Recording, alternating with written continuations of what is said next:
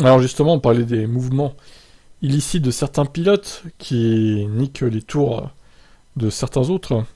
Faut-il pénaliser ces pilotes-là comme en IndyCar? Alors là, ça parle de drapeau rouge du coup, mais est-ce qu'ils évoquent les drapeaux jaunes, hein? Alonso n'est pas contre l'idée d'imposer une sanction à un pilote qui gâcherait les tours chrono de ses rivaux.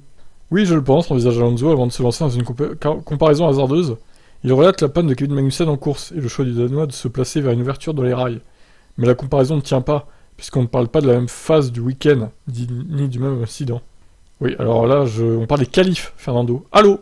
Il y aura toujours des difficultés, comme on l'a vu ce week-end pendant la course, si vous avez un accident dans un virage et si vous garez votre voiture. Il y avait une Haas garée dans le virage 15. Si vous vous garez là, ou 10 mètres plus loin, vous pouvez avoir un déploiement de la voiture de sécurité, selon que vous prenez une bonne position ou pas. De là, devons-nous aller pénaliser le pilote Haas parce qu'il a choisi la mauvaise option? Non. Nous devons donc faire attention à la façon dont nous faisons les choses. La situation est toutefois différente, comme il s'agit d'une erreur d'un pilote entraînant un drapeau jaune, car il y a toujours une suspicion d'action volontaire, ce que comprend Alonso, militant pour un changement de format. Mais oui, je suis d'accord, surtout lors des qualifs, ça devrait être différent. Nous sommes confrontés à des problèmes de tour lent, de temps minimum à respecter, de trafic dans le dernier virage, d'aspiration ou non.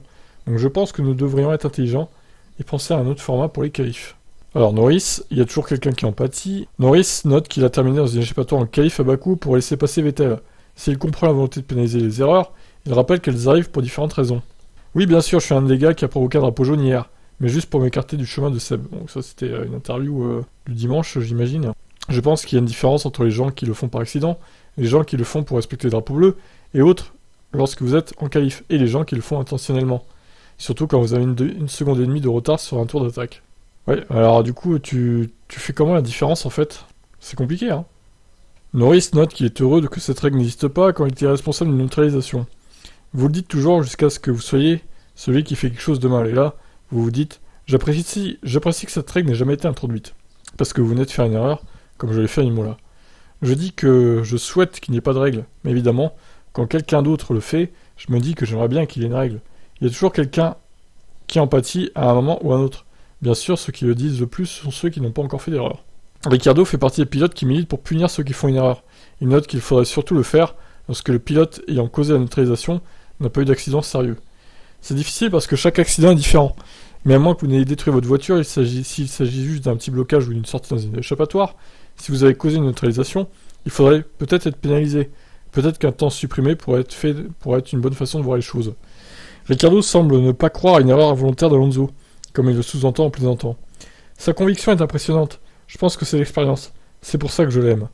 Mais je veux dire, Alex, on a clairement parlé hier. Nous jouons tous des tours, et je sais qu'Hamilton a essayé de ne pas nous donner le DRS avec Lando. C'est juste un peu de tactique et de stratégie. Mais il y a aussi l'autre façon de faire. C'est ce que Fernando a fait. Peut-être que les tours supprimés pourraient être la voie à suivre, nous verrons. Ocon soutient aussi l'idée de pénaliser les pilotes ruinant les tentatives de leurs rivaux, surtout sur les circuits en ville, après en avoir été victime à plusieurs reprises. Je pense que oui, parce qu'à Monaco et Bakou, j'ai été pénalisé par cela lors des qualifs. Et oui, probablement que les pilotes feraient plus attention s'ils étaient pénalisés. Il serait moins facile de prendre un risque et d'aller dans une échappatoire. Je serais totalement en faveur d'un changement pour les circuits urbains. Fin des interviews. Bon, bah écoutez, la plupart sont pour pénaliser les pilotes.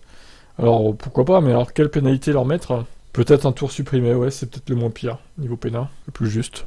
Donc, qu'est-ce que vous en pensez, vous? Est-ce que vous mettriez des pénals? Est-ce que vous auriez mis une pénale à Alonso, par exemple, vu ce qu'il a fait à Bakou? Le débat est ouvert. Allez, je vous laisse réagir. Ciao, ciao.